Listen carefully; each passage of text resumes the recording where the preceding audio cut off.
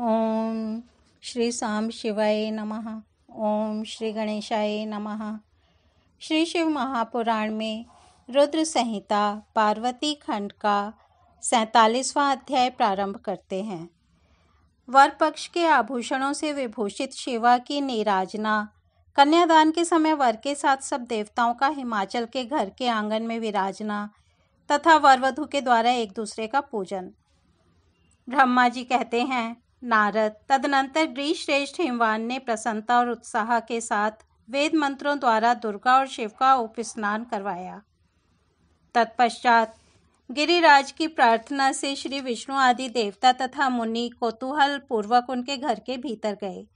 वहां उन्होंने वैदिक और लौकिक आचार का यथार्थ रीति से पालन करके भगवान शिव के दिए हुए आभूषणों से देवी शिवा को अलंकृत किया। सखियों और ब्राह्मण की पत्नियों ने पहले पार्वती को स्नान करवाया, फिर सब प्रकार से वस्त्राभूषणों द्वारा विभूषित करके उनकी आरती उतारी। तीनों लोकों की जननी महाशैलपुत्री सुंदरी शिवा दिव्य वस्त्राभूषणों से सुसज्जित होकर मन ही मन भगवान शिव का ध्यान करती हुई वहीं बैठी। उस समय उनकी बड़ी शोभा हो रही थी।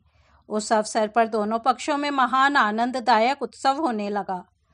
ब्राह्मणों को शास्त्रोक्त रीति से नाना प्रकार का दान दिया गया। अन्य लोगों को भी वहां भांति भांति के बहुत से द्रव्य बांटे गए। विशेष उत्सव के साथ गीत और वाद्य आदि के द्वारा लोगों का मनोरंजन किया गया। तदनंतर मैं, ब्रह्मा, भगवान विष्णु, इंद्र आदि देवता तथा मुनि, ये सबके सब बड़ी प्रसन्नता के साथ सानंद उत्सव मनाते हुए भक्ति भाव से शिवा को प्रणाम कर शिव के चरणार विंदों के चिंतन पूर्वक हिमाचल की आज्ञा ले अपने अपने स्थान पर चले गए।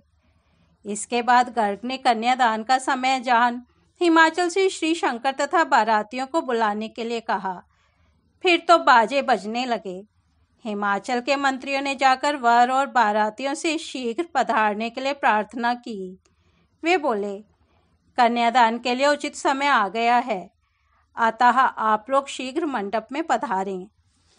तदनंतर भगवान शिव को सुंदर वस्त्राभूषणों से सुसज्जित करके वृषभ की पीठ पर बैठाया गया और जय बोलते हुए सब लोग चले।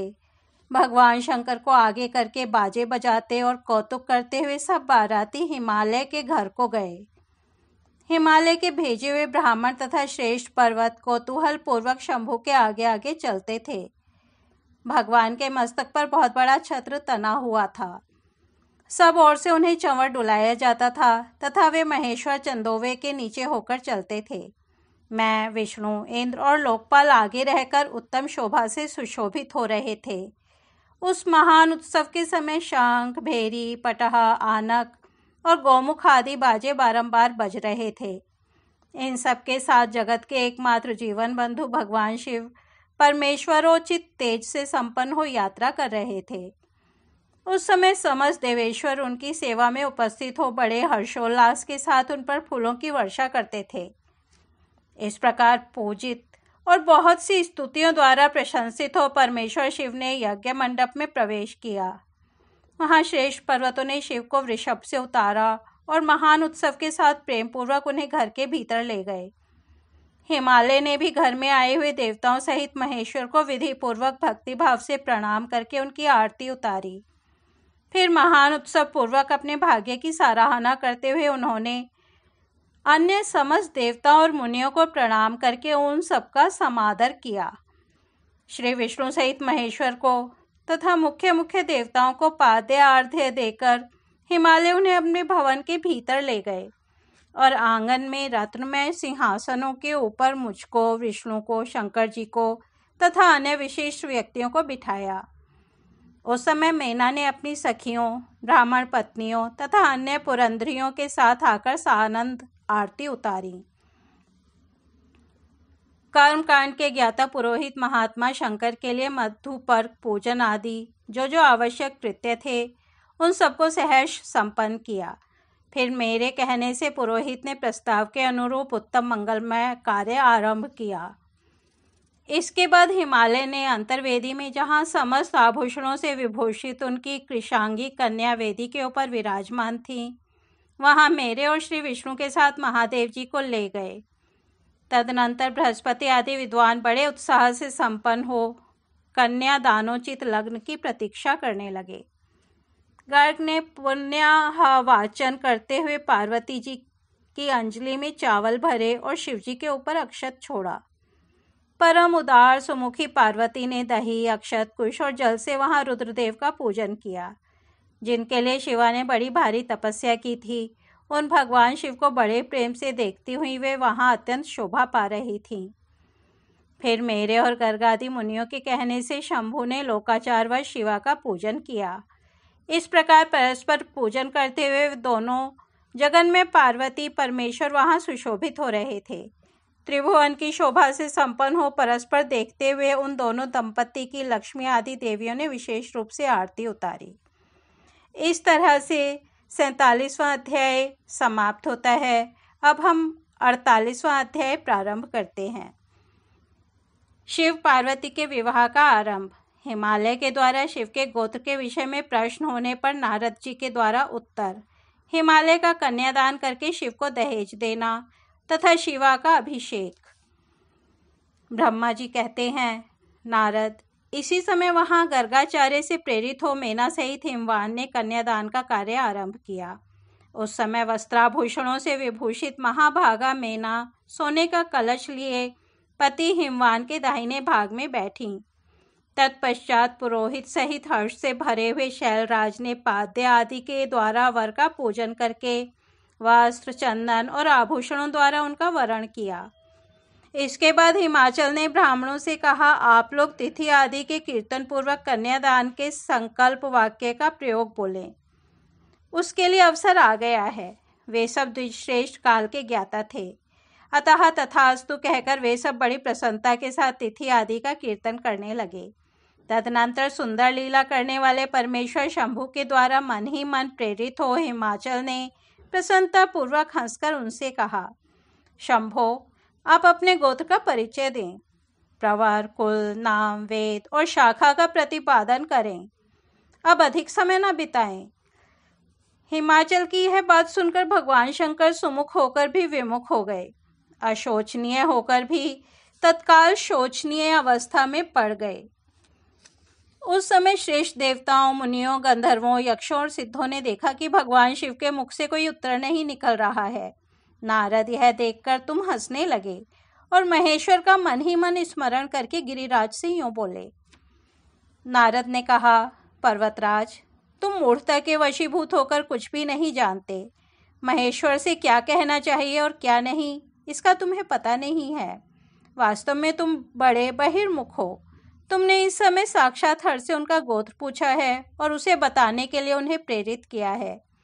तुम्हारी यह बात अत्यंत उपहासजनक है। पर्वतराज, इनके गोत्र, कुल और नाम को तो विष्णु और ब्रह्मा आदि भी नहीं जानते, फिर दूसरों की क्या चर्चा है। शैलराज, जिनके एक दिन में करोड़ों ब्रह्माओं का लय होता है, उन्हीं भगवान शंकर को तुमने आज काली के तपोबल से प्रत्यक्ष देखा है। इनका कोई रूप नहीं है। ये प्रकृति से परे, निर्गुण, परब्रह्म, परमात्मा है। निराकार, निर्विकार, मायाधीश एवं परात्पर हैं। गोत्र, कुल और नाम से रहित स्वतंत्र परमेश्वर हैं। साथ ही अपने भक्तों के प्रति बड़े दयालु हैं। भक्तों की इच्छा से ही ये निर्गुण से सगुण हो जाते हैं। निराकार होते हुए भी सुंदर शरीर धारण कर लेते हैं और अनामा होकर भी बहुत से नाम वाले हो जाते हैं। ये गोत्रहीन होकर भी उत्तम गोत्र वाले हैं, कुलहीन होकर भी कुलीन हैं। पार्वती की तपस्या से ही ये आज तुम्हारे जामाता बन गए हैं, इसमें संशय नहीं है। गिरिश्रेष्ठ, इन लीला विहारी परमेश्वर ने चराचर जगत को मोह में डाल रखा है। कोई कितना भी बुद्धिमान क्यों ना हो, वह भगवान शिव को अच्छी तरह नहीं जानता। ब्रह्मा जी कहते हैं, मुने, ऐसा कहकर शिव की इच्छा से कार्य करने वाले तुझ ज्ञानी देवर्षि ने शैलराज को अपनी वाणी से हर्ष प्रदान करते हुए फिर इस प्रकार उत्तर दिया। नारद बोले, शिवा को जन्म देने वाले तात महाशैल, मेरी बात सुनो और उसे सुनकर अपनी पुत्री शंकर जी के हाथ में दे दो। लीला पूर्वक रूप धारण करने वाले सगुण महेश्वर का गोत्र और कुल केवल नाद ही है। इस बात को अच्छी तरह समझ लो। शिव नादमय है और नाद शिवमय है। यह सर्वथा सच्ची बात है। नाद और शिव, इन दोनों में कोई अंतर नहीं है। शैलेंद्र, सृष्टि के समय सबसे पहले लीला के लिए सगुण रूप धारण करने वाले शिव से नाद ही प्रकट हुआ था, अतः वह सबसे उत्कृष्ट है। हिमालय, इसलिए मन ही मन सर्वेश्वर शंकर के द्वारा प्रेरित हो मैंने आज अभी वीणा बजाना आरंभ कर दिया था। ब्रह्मा जी कहते हैं, मुने, तुम्हारी यह बात सुनकर गिरिराज हिमालय को संतोष प्राप्त हुआ और उनके मन का सारा विस्मय जाता रहा। तदनंतर श्री विष्णु आदि देवता तथा मुनि सबके सब विस्मय रहित हो नारद को साधुवाद देने लगे। महेश्वर की गंभीरता जानकर सभी विद्वान आश्चर्यचकित हो बड़ी प्रसन्नता के साथ परस्पर बोले, अहो, जिनकी आज्ञा से इस विशाल जगत का प्राकट्य हुआ है, जो परात्परतर आत्मबोध स्वरूप स्वतंत्र लीला करने वाले तथा उत्तम भाव से ही जानने योग्य हैं, उन त्रिलोकनाथ भगवान शंभु का आज हम लोगों ने भली भांति दर्शन किया है। तदनंतर हिमालय ने विधि के द्वारा प्रेरित हो भगवान शिव को अपनी कन्या का दान कर दिया। कन्या दान करते समय वे बोले, इमाम कन्याम तुभ्यम हम ददामि परमेश्वर, भार्यार्थम परिग्रहणीश्व प्रसीद सक्केलेश्वर। परमेश्वर, मैं अपनी यह कन्या आपको देता हूँ, आप इसे अपनी पत्नी बनाने के लिए ग्रहण करें। सर्वेश्वर, इस कन्यादान से आप संतुष्ट हों। इस मंत्र का उच्चारण करके हिमाचल ने अपनी पुत्री त्रिलोक जननी पार्वती को उन महान देवता रुद्र के हाथ में दे दिया। इस प्रकार शिवा का हाथ शिव के हाथ में रखकर शैलराज मन ही मन बड़े प्रसन्न हुए। उस समय वे अपने मनोरथ के महासागर को पार कर गए थे। परमेश्वर महादेव जी ने प्रसन्न हो वेद मंत्र के उच्चारण पूर्वक गिरिजा के करकमल को शीघ्र अपने हाथ में ले लिया। मुने, लोकाचार के पालन की आवश्यकता को दिखाते हुए उन भगवान शंकर ने पृथ्वी का स्पर्श करके कोअदात इत्यादि रूप से काम संबंधी मंत्र का पाठ किया। उस समय वहाँ सब और महान आनंददायक महोत्सव होने लगा। पृथ्वी पर, अंतरिक्ष में तथा स्वर्ग में भी जय जयकार का शब्द गूंजने लगा। सब लोग अत्यंत हर्ष से भरकर साधुवाद देने और नमस्कार करने लगे। गांधर्वगण प्रेम पूर्वक गाने लगे और अप्सराएं नृत्य करने लगीं। हिमाचल के नगर के लोग भी अपने मन में परम आनंद का अनुभव करने लगे। उस समय महान उत्सव के साथ परम मंगल मनाया जाने लगा। मैं, विष्णु, इंद्र, देवगण तथा संपूर्ण मुनि हर्ष से भर गए। हम सबके मुखारविंद प्रसन्नता से खिल उठे। तदनंतर शैलराज हिमाचल ने अत्यंत प्रसन्न हो शिव के लिए कन्यादान की यथोचित सांगता प्रदान की। तत्पश्चात उनके बंधुजनों ने भक्तिपूर्वक शिवा का पूजन करके नाना विधि विधान से भगवान शिव को उत्तम द्रव्य समर्पित किया। हिमालय ने दहेज में अनेक प्रकार के द्रव्य, रत्न, पात्र, 1 लाख सुसज्जित कौएं, 1 लाख सजे सजाए घोड़े, करोड़ हाथी और उतने ही सुवर्ण जटित रथ आदि वस्तुएं दी। इस प्रकार परमात्मा शिव को विधिपूर्वक अपनी पुत्री कल्याणमयी पार्वती का दान करके हिमालय कृतार्थ हो गए। इसके बाद शैलराज यजुर्वेद की माध्यन्दिनी शाखा में वर्णित स्तोत्र के द्वारा दोनों हाथ जोड़कर प्रसन्नतापूर्वक उत्तम वाणी में परमेश्वर शिव की स्तुति की। तत्पश्चात वेदवेत्ता हिमाचल के आज्ञा देने पर मुनियों ने बड़े उत्साह के साथ शिवा के सिर पर अभिषेक किया और महादेव जी का नाम लेकर उस अभिषेक की विधि पूरी की। मुने, उस समय बड़ा आनंददायक महोत्सव हो रहा था। इस तरह श्री शिव महापुराण में रुद्र संहिता पार्वती खंड का 48वां अध्याय समाप्त होता है। कल हम 49वां पाठ सुनेंगे। तब तक यहीं विराम देते हैं। ओम नमः शिवाय।